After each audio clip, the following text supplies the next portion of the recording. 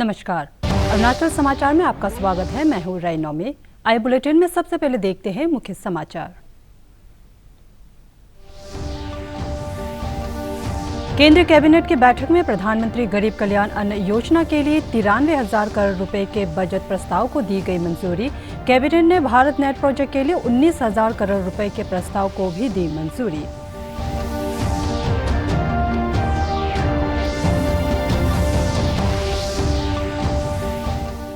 मुख्यमंत्री पेमा खांडू की अध्यक्षता में राज्य कैबिनेट की बैठक में जन कल्याण से जुड़े लिए गए कई महत्वपूर्ण निर्णय। राज्य आपदा प्रबंधन प्राधिकरण की बैठक में राज्य में कोविड की स्थिति की समीक्षा की गई और इस पर नियंत्रण के लिए 5 सूत्रीय रणनीति पर दिया गया जोर।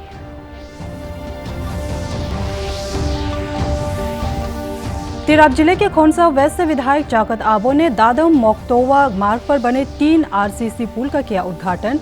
कहा, सभी क्षेत्रों में विकास के लिए बुनियादी सुविधाओं से जुड़ी परियोजनाओं को दी जा रही है प्राथमिकता।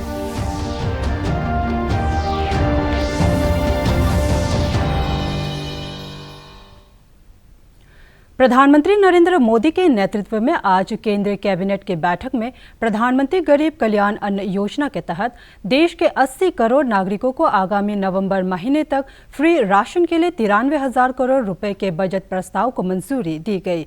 कैबिनेट की बैठक के बाद संवाददाताओं को संबोधित करते हुए केंद्रीय मंत्री प्रकाश जावड़ेकर, रविशंकर प्रसाद और आर.के. सिंह ने महत्वपूर्ण फैसलों के बारे में जानकारी दी। श्री प्रसाद ने कहा कि केंद्रीय कैबिनेट ने भारत नेट के लिए 19,000 करोड़ रुपए की मंजूरी दी है और इसके तहत गांव-गांव में ब्रॉडबैंड सिस्टम को पहुंचाने का काम किया जाएगा। उन्होंने बताया कि देश के 16 राज्य में भारत नेट को पीपीपी मॉडल के तहत मंजूरी दी गई है। श्री प्रसाद ने कहा कि भारत नेट प्रोजेक्ट पर 29,000 करोड़ रुपए की लागत आएगी, जिसमें से केंद्र सरकार का हिस्सा 19,000 करोड़ रुपए है। उन्होंने कहा कि इससे देश के 3 लाख से अधिक गांवों को ब्रॉडबैंड से जोड़ा जाएगा। इस प्रोजेक्ट में कुल 9 पैकेज आएंगे, जबकि एक फ्लेयर को अधिकतम 4 पैकेज दिए जाएंगे।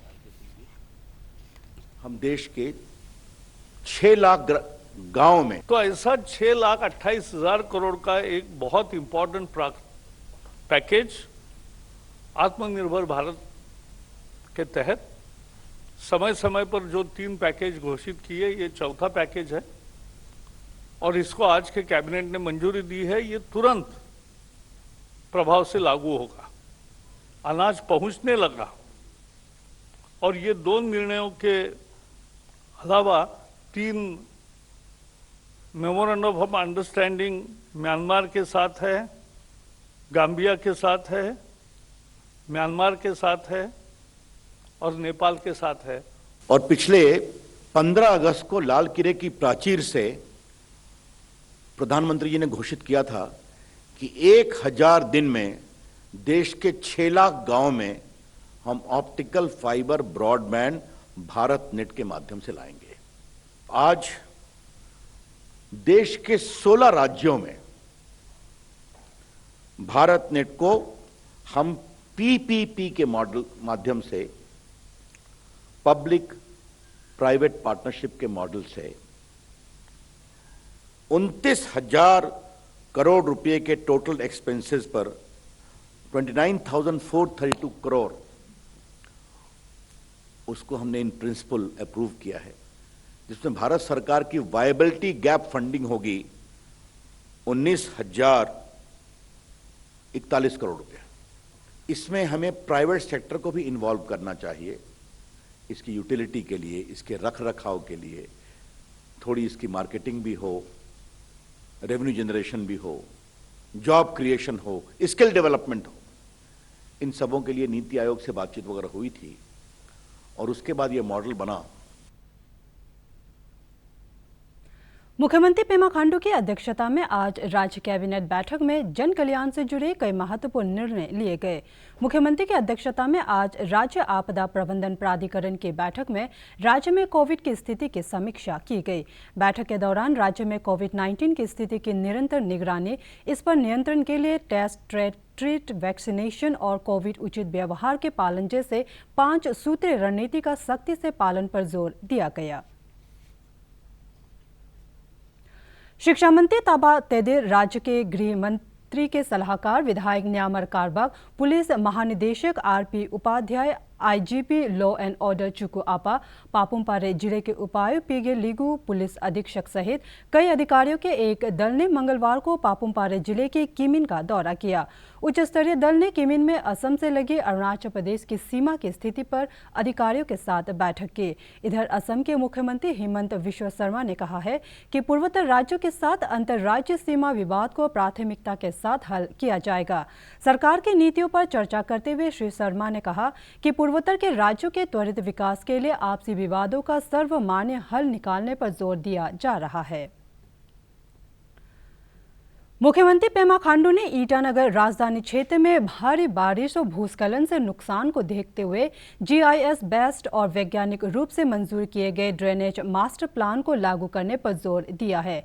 मंगलवार को नगर विकास विभाग के मास्टर प्लान पर बैठक की अध्यक्षता करते हुए मुख्यमंत्री ने कहा कि बाढ़ से करीब 70% नुकसान मानव जनित कारणों और 30% प्राकृतिक कारणों से होता है। उन्होंने अधिकारियों से गैर कानूनी तरीके से मिट्टी काटने, नेचुरल स्ट्रीम में अतिक्रमण और नालों में कचरे के निपटारे को रोकने के लिए मास्टर प्लान में प्रभावी मैकेनिज्म अपनाने को कहा। मुख्यमंत्री ने पीडब्ल्यूडी, आरडब्ल्यूडी, पीएचईडी, डब्ल्यूआरडी, शहरी विकास विभाग सहित विभिन्न इंजीनियरिंग विभागों के बीच नियमों को लेकर भ्रम पर चिंता जताते हुए कहा है कि इससे कई परियोजनाओं में ओवरलैपिंग और डुप्लीकेसी के अलावा परियोजनाओं की मरम्मत समय पर नहीं हो पा रही है। राज्य के निवासी अब ईटानगर राजधानी क्षेत्र के नाहरलगुन से दिल्ली के आनंद विहार रेलवे स्टेशन तक जाने वाली अरुणाचल एसी सुपरफास्ट एक्सप्रेस और गुवाहाटी तक जाने वाली दोनी पोलो एक्सप्रेस का परिचालन फिर से शुरू करने की मांग करने लगे हैं। अरुणाचल प्रदेश को सीधा राष्ट्रीय राजधानी से जोड़ने वाली एकमात्र train Arunachal AC superfast express का परिचालन पिछले लगभग 1.25 साल से बंद पड़ा है, जिसके कारण अरुणाचल के विभिन्न स्थानों के लोगों को रोजगार एवं पढ़ाई लिखाई के उद्देश्य से बाहर आने जाने में समस्याओं का सामना करना पड़ रहा है। इसके अलावा नाहरलगुन रेलवे स्टेशन क्षेत्र में व्यापार करने वाले लोग भी ट्रेन बंद होने से नुकसान की बात कर रहे हैं। स्थानीय लोगों की मांग है कि रेल मंत्रालय और राज्य सरकार को जल्द से जल्द अरुणाचल एक्सप्रेस और दोनी पोलो एक्सप्रेस का परिचालन फिर से शुरू करने का निर्णय करना चाहिए। ट्रेन चलने से 1-2 कस्टमर मिलता है तब तो हम लोग चल सकते हैं। अभी तो रेंज देना भी मुश्किल हो गया। ट्रेन चलने का टाइम में तो चल रहा था, ठीक ही था, 5-6 हज़ार रुपये तो दिन में आता था। सरकार को यही अपील करना है जैसे किसी हाल में भी ट्रेन देना है। ट्रेन का भरोसा में हम लोग बैठा हुआ है इधर। ट्रेन नहीं चलने के कारण बहुत प्रॉब्लम हो रहा है, जैसे कि हर कोई तो फ़्लाइट अफोर्ड नहीं कर पाता है, और अगर यहाँ से अगर ट्रेन चलेगा तो हम लोग के लिए ईजी भी होता है, कन्वीनियंट होता है, जो स्पेशली जो मेडिकल पेशेंट लोग है। तो इसलिए जल्द से जल्द मतलब ट्रेन को चालू करने से ठीक है स्टेट गवर्नमेंट। पहले ट्रेन चलता था तो इधर बिक्री बट्टा थोड़ा ठीक ठाक नहीं होता था, और अभी जब से ट्रेन बंद हुआ है तब से अभी बिक्री बट्टा पूरा आदमी आता ही नहीं, इधर इफेक्ट हो गया पूरा कि रूम किराया ही नहीं निकल पाता है।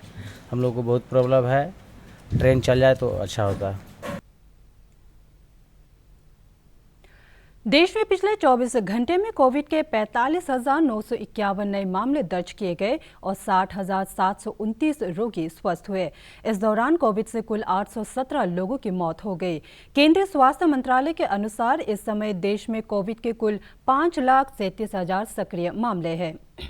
भारतीय आयुर्विज्ञान अनुसंधान परिषद के अनुसार अब तक देश में 33 करोड़ 28 लाख से अधिक कोविड टीके लगाए जा चुके हैं। इधर केंद्रीय गृह मंत्रालय ने सभी राज्यों और केंद्र शासित प्रदेशों से कहा है कि वे कोविड प्रबंधन के कार्यक्रमों को लक्षित और त्वरित रूप से लागू करें। केंद्रीय गृह सचिव अजय भल्ला ने राज्यों के मुख्य सचिवों तथा केंद्र शासित प्रदेशों के प्रशासकों को भेजे पत्र में अपील की है कि वे कोविड प्रबंधन के लिए केंद्रीय स्वास्थ्य मंत्रालय द्वारा जारी नए परामर्श के अनुसार जिला और अन्य अधिकारियों को जरूरी कदम उठाने के निर्देश जारी करें।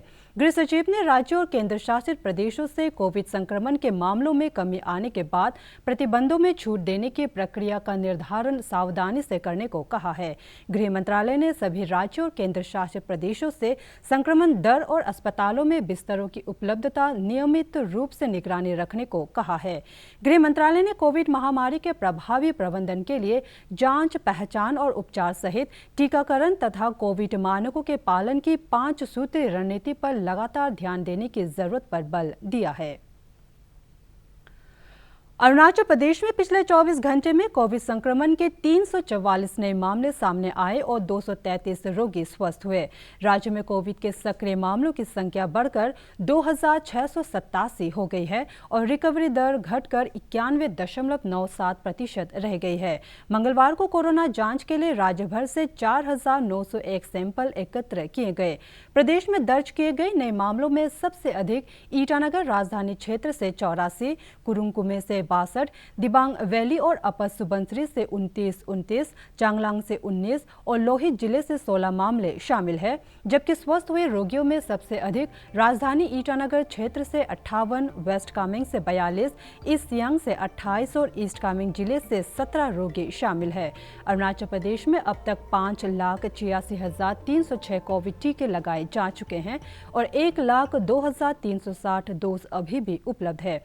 इधर ईस्ट सियांग जिले के पासीघाट नगरीय क्षेत्र में भाजपा की मंडल इकाई द्वारा पूरे जून महीने में अस्पतालों में कोविड मरीजों के अलावा फ्रंटलाइन वर्कर्स को फूड पैकेट प्रदान किए गए। भाजपा के पासीघाट मंडल के अध्यक्ष असर पादुंग ने बताया कि सेवा ही संगठन कार्यक्रम के तहत 1 महीने तक कोविड जांच और इलाज में लगे चिकित्सकों और अन्य स्वास्थ्य कर्मियों के साथ ही कोविड रोगियों को फूड पैकेट वितरित किया गया। कल कांग्रेस का वीडियो देखा था बहुत प्रेस में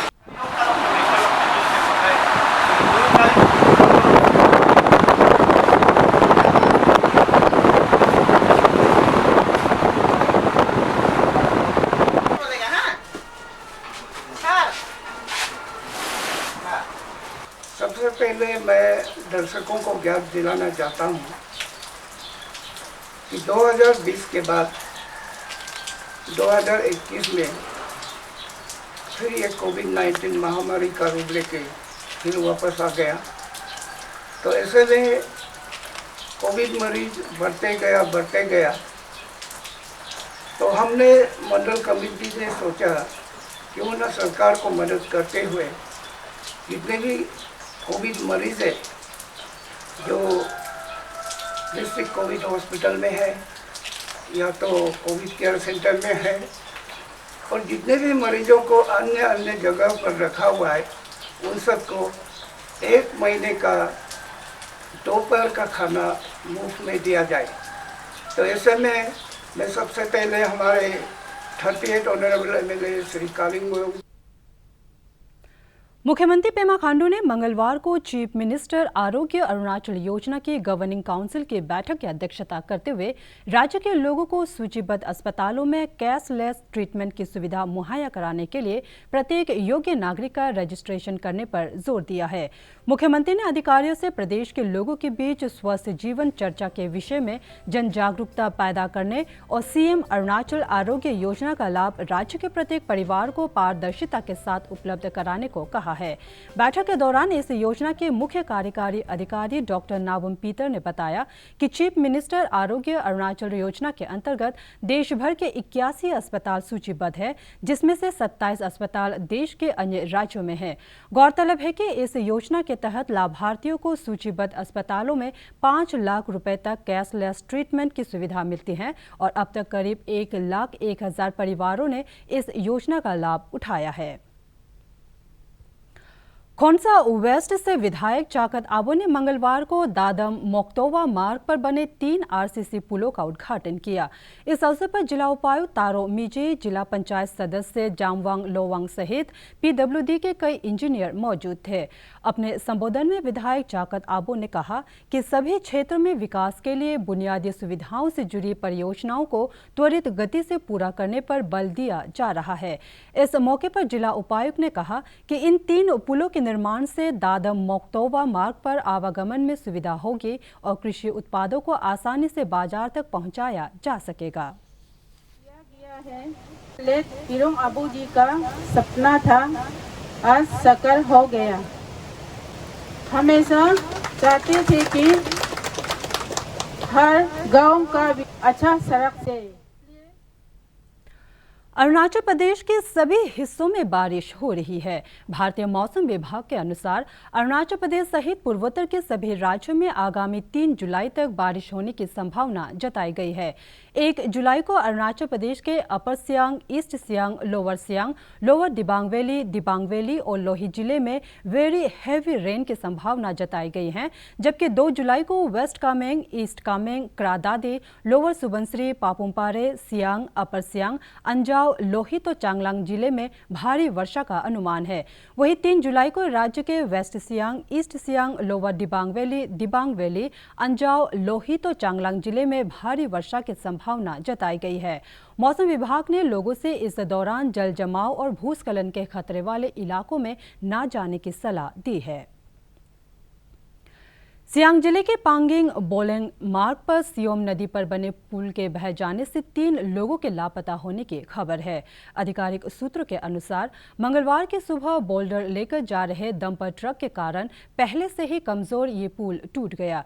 जिला उपायुक्त अतुल तायंग ने घटनास्थल पर पहुंचकर स्थिति का जायजा लिया। उन्होंने बताया कि राहत और बचाव कार्य में NDRF और SDRF को लगाया गया है।